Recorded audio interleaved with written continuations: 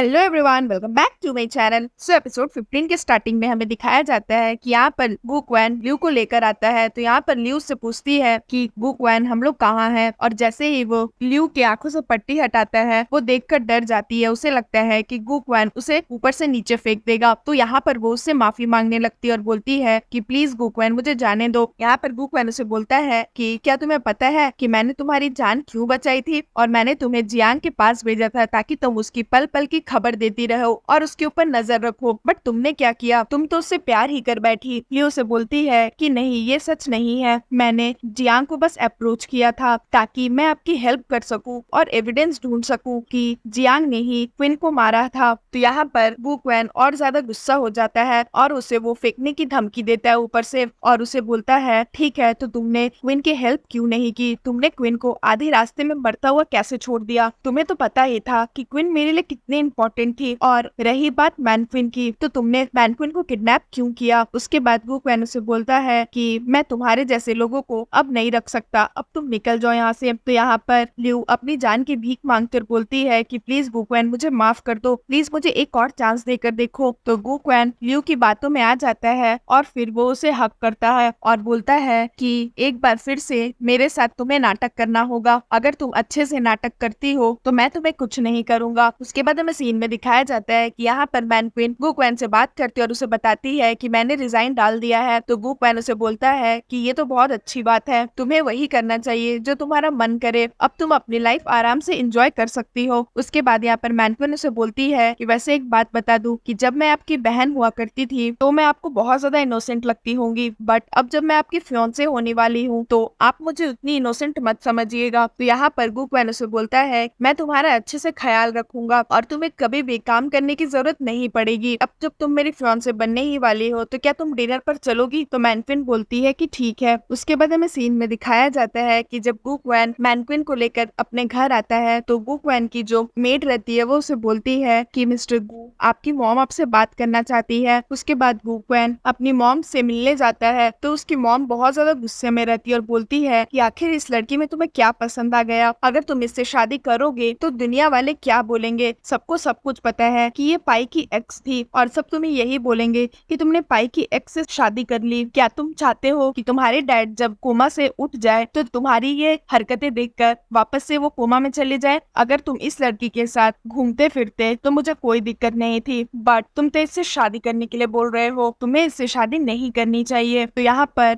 गु क्वेन अपनी मॉम को मनाता है और बोलता है कि मॉम बस अब चुप हो जाओ, मैंने आपको बहुत बार बोला है कि अगर मैं इससे शादी नहीं करूंगा तो मैं फिर किसी और लड़के से शादी नहीं करूंगा। उसके बाद हमें सीन में दिखाया जाता है कि यहाँ पर मैनक्विन पाई के पास आती है और उसे किस करने लगती है और फिर वो उसे बोलती है मैं जैसा बोल रही हूँ बस वैसा ही एक्टिंग करते जाना, क्योंकि नीचे जो आदमी खड़ा है उसे हमें कुछ दिखाना है। तो पाई उसे बोलता है अच्छा, तो तुम मुझे यही सरप्राइज देने वाली थी? तो यहाँ पर मैनक्विन उसे बोलती है कि अगर गु क्वेन की मॉम इससे प्रवोक हो गई तो बहुत ज्यादा मजा आएगा। तो यहाँ पर पाई मैनक्विन की बात सुनकर एक्टिंग करने लगता है और वो उसे हक करता है, क्योंकि नीचे एक फोटोग्राफर रहता है जो उन दोनों के ऊपर नजरें गड़ाए रहता है। इसलिए यहाँ पर मैनक्विन और पाई दोनों एक्टिंग करते हैं ताकि गु क्वेन की मॉम को ये लगे कि मैनक्विन अभी भी पाई के साथ ही है, क्योंकि उस फोटोग्राफर को गु क्वेन की मॉम ने ही भेजा था। और इधर पाई और मैनक्विन किस करते हैं और वो फोटोग्राफर उन दोनों की फोटो खींच लेता है। उसके बाद हमें यह दिखाया जाता है कि गु क्वेन की मॉम मैनक्विन से मिलने आती है और उसे बोलती है कि कार में बैठो, मैं गु क्वेन से ही मिलने जा रही हूँ। उसके बाद हमें यह दिखाया जाता है कि गु क्वेन की मॉम क्वेन को फोटोज दिखाती है वही कल रात की पाई और मैनक्विन की, और बोलती है कि देखो इस फोटोज को, मैंने तुम्हें पहले ही बोला था कि ये लड़की तुम्हारी वाइफ बनने के लायक नहीं है, तुम्हारे पीठ पीछे वो ये सब गुलछर्रे उड़ा रही है। उसके बाद गु क्वेन पूछता है मैनक्विन से कि मैनक्विन ये सब क्या है? तो मैनक्विन उसे बोलती है कि तुम्हारे पास तो सबूत है ही, तो अब मैं क्या ही बोल सकती हूँ, ये सब सच है, मैं पाई के घर में रहती हूँ और मैं उसे लाइक भी करती हूँ। तो गु क्वेन की मॉम बहुत गुस्सा हो जाती है और बोलती है कि तुम कितनी सेमलेस लड़की हो, तुम्हें ये सब बोलने में शर्म भी नहीं आई? तो यहाँ पर गु क्वेन अपनी मॉम को शांत कराता है और बोलता है मैनक्विन जिसे भी लाइक करती है वो उसके ऊपर है। तो यहाँ पर गु क्वेन की मॉम और ज्यादा गुस्सा हो जाती है और बोलती है क्या तुम पागल हो गए हो? ये लड़की तुम्हारी फियांसे मॉम से बनने वाली है और तुम ओके हो अगर ये किसी और के साथ सोएगी तो क्वैन बोलता है अपनी मॉम को कि मॉम मुझे कुछ समय दीजिए सोचने का। उसके बाद यहाँ पर क्वैन मैनक्विन को बोलता है कि मैंने सोचा था कि तुम्हारी प्रीवियस लाइफ में तुमने बहुत सारे फेलियर्स देखे हैं, तो मुझे लगा था तुम दोबारा किसी रिलेशनशिप में नहीं आओगी। तो मैनक्विन उसे बोलती है कि मैंने भी कुछ ऐसा ही सोचा था, बट जहाँ तक पाई की बात रही, जिस दिन मेरा एक्सीडेंट हुआ था सभी कोई मुझे बीच रास्ते में मरता हुआ छोड़कर भाग गए थे, बट उस इंसान ने मेरी जान बचाई थी और मुझे एक नया चेहरा दिया। मैं उसे भूलने की कोशिश तो करती हूँ बट मैं उसे भूल नहीं पाती। मेरे दिल में उसने ऑलरेडी एक जगह बना ली है, अब उसे कोई मिटा नहीं सकता। तो यहाँ पर वू क्वैन बोलता है कि क्या तुम बता सकती हो कि उसके साथ रह के तुम्हारी जिंदगी कैसी चल रही है। तो यहाँ पर मैनक्विन उसे बोलती है कि मैं बस इतना ही बोल सकती हूँ कि एक बार फिर से मुझे किसी गलत इंसान से प्यार हो गया है। और ये बोलते हुए मैनक्विन बहुत सैड हो जाती है और फिर सीन यहाँ पर खत्म हो जाता है। सो फ्रेंड्स, अगर आपको मेरी ये वीडियो अच्छी लगी हो तो प्लीज मेरी वीडियो को लाइक करिएगा, मेरे चैनल को सब्सक्राइब करिएगा। मैं जल्दी इसका न्यू वीडियो लेकर के आऊंगी तो उसके लिए वेट करिएगा। सो फ्रेंड्स, आज के लिए बाय बाय, मिलते हैं फिर से न्यू वीडियो के साथ।